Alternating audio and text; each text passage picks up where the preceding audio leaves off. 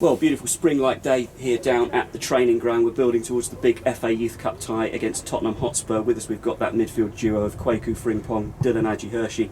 I should imagine there's not much in terms of nerves between the pair of you, more about excitement, yeah? Yeah, definitely. Within the group we're all excited for the game. After we beat Burnley, obviously it was the underdogs, but here at AFC we always say that it's a football game. There's two teams and whoever comes out goes through in the next round. So obviously we beat Burnley and now we're looking forward to Tottenham, and yeah, all the boys are focused on for Wednesday against Tottenham. Yeah, I agree with those. Like, people would think we'd be nervous because it's a big team like Tottenham, but we see it as just another football club, 11v11. What happens on the day, we're all confident, we know what we can do. It's just us to show everyone else what we can do. Well, let's go through it round by round, of course, so far. And I always remember the first time we met you, Kwaku. I keep bringing it up, but Archie Proctor said clamps midfielders for fun, I think.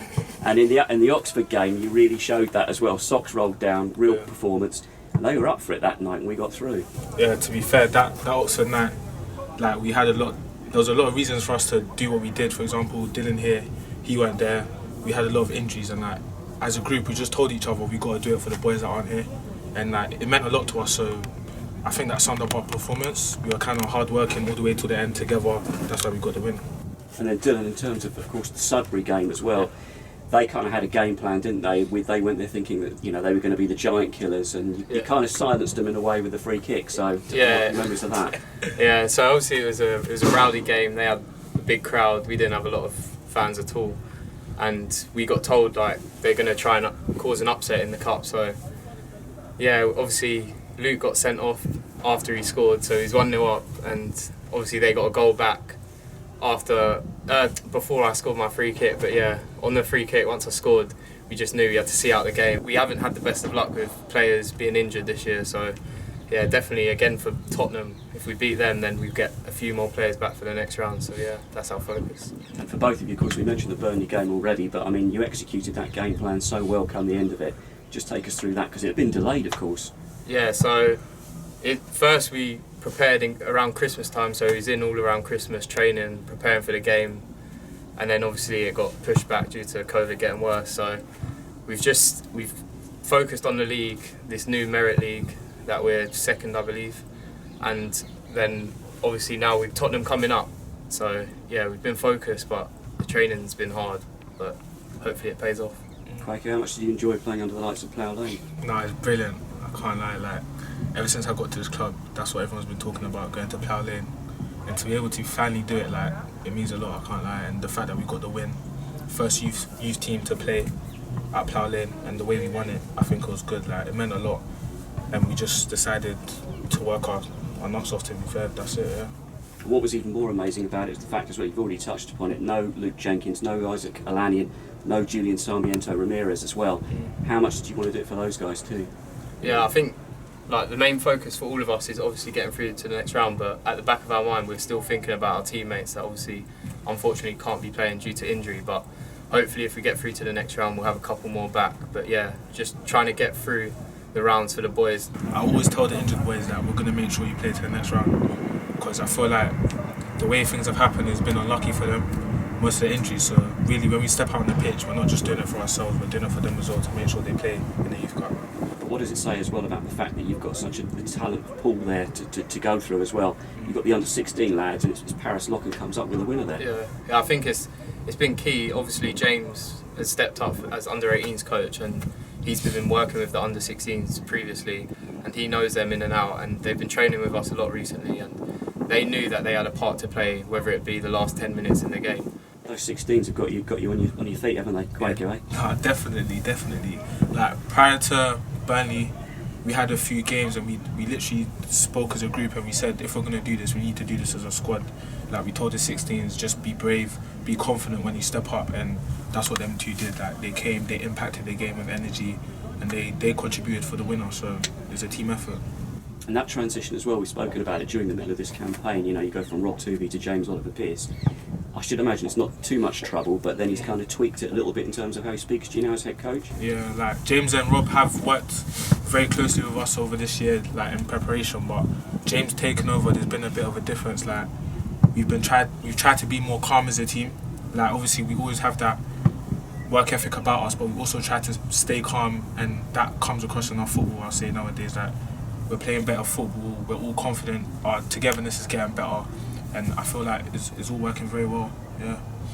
Yeah, definitely. Like, I think our team, we've got a lot of raw emotion when we play, and sometimes the way we spoke to each other or the way we dwelled on mistakes weren't the best. So James has come in, and Jack Matthews, who's stepped up from the under-10s, I believe, they've really made it key for us to think about how we talk to each other and how we react to mistakes. And now I think we're on the front foot.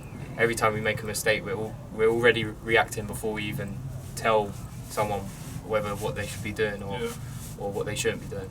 Yeah. But let's turn the tables a little bit as well, because we talk about this production line of players, of which you two are both currently on, of course, as well.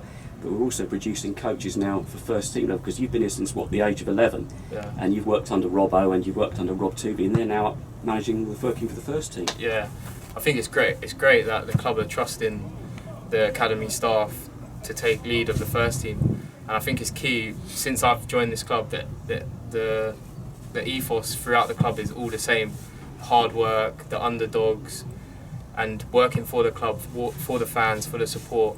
I think it's key for everyone here to understand what work they put in, which enables us to shine as well. Yeah, 100%. Like, and the fact that Robbo's been under-18s manager, like, I'll say everything that's done in the first team now channels all the way straight to the under-9s. Like, everything in the club now is like one big family. There's a big culture, and it's just we're trying to do everything the Wimbledon way. So yeah. And let's talk about this big time we've got coming up now, because I mean there'll be a lot of focus at Tottenham, of course. There'll be names around from academy level that people will recognise who played for Tottenham, play at international level. But how important for us is going to be somebody like Matthew Coxy, who really stood out in that game against Burnley? Yeah, I think Coxy obviously brings his technical ability to the pitch under pressure as well, and he's obviously playing England a year up as well. So I think he'll be key for us in the game, as well as all the other boys. And we'll give the opposition respect, but we won't give them too much respect. And we'll obviously be going for the win. So yeah. 100%. Coxy's a proper weapon for us. Like, if you just watch him play, the way he plays, you'll know how good he is. But like, it all starts from the back to the front. We all got up our levels, and we know what we can do. So to be fair, we're all excited. We can't wait to play and just show everyone what we got in store.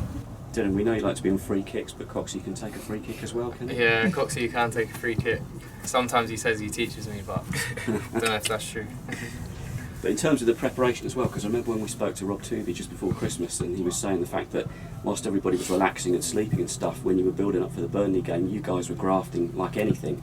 What's it been like now under James, though, in preparation? No, hard work's been the same. I think that's just the culture of the club. We just work hard regardless of the situation. Like, over Christmas, people were having breaks, opting for Zoom calls, but Rob got us in early, working in the snow. Like, I feel like that's the reason we're getting the success we're getting, because we put in overtime. So yeah. Yeah, them little marginal gains that we were getting then are starting to pay out for us now. Like, it's showing when we get to the 90th minute, we're all still up and still raring to go. Whereas oppositions, their fitness levels start dropping. I think that's when we pounce on opposition as well. Yeah. Just to let people know, of course, as well, we're all part of this safety bubble as well at the moment, and that's been the whole thing around this year as well, in terms of unprecedented times. During all of course of that as well, you've won at the Youth Alliance League Cup too, so it's been a massive season of ups and downs. What's it been like for the pair of you? No, it's like with COVID, a lot of things haven't gone our way. Like, for example, the Youth Cup game, we're prepping and then we find out the day before Youth Cup's cancelled. But stuff like that, we've just had to adjust to. It's life. Like, things will get in your way, but I feel like as a team, we've kind of just took it in our stride. Like the day before Burnley, when it originally got cancelled, we don't feel sorry for ourselves. Like, we know there's a lot worse things happening with COVID, so we knew we was going to play the game eventually, so we just kept working hard, and obviously it paid off when we beat them 1-0. So in terms of the run into the end of the season, now it's a key time for you both, of course, as well. You're waiting to find out about pro deals and things like that, of course. What stage are you both at in terms of your scholarship at the moment? Like, to be fair, every day we're just here trying to get better. That's all I'm really focused on, just trying to get better as a team, individually. How can we be the best we can be? And how can we, in the future, help the first team to get where we need to get to? That's all we focus on every day. So it's every day as it comes, to be fair. We believe, like, it's good getting your first professional contract, but we know it don't stop there. Like once you've got hundreds of league appearances, then that's when you know you're a professional footballer. But that's why we're always working hard on the pitch and off of it to try and get to that level one day. And in terms of the first team sessions as well, we've seen you taking part in them as well. We've been down filming them. What's that been like, mixing it with the first team players now? Yeah, it's good to be playing with the first team. Like senior, experienced players, it's always good to get that because you can learn so much. Like when I go over there, the intensity is always higher, so it's really testing me. And I feel like as a young player, that's what you need to get better. So every time I get to train over there, it's just like it's great because that's what you need to get better, and it's just a good experience. Yeah, I'd say it's very beneficial for us young boys playing with them because they're obviously senior and their intensity is a lot higher than 18s football.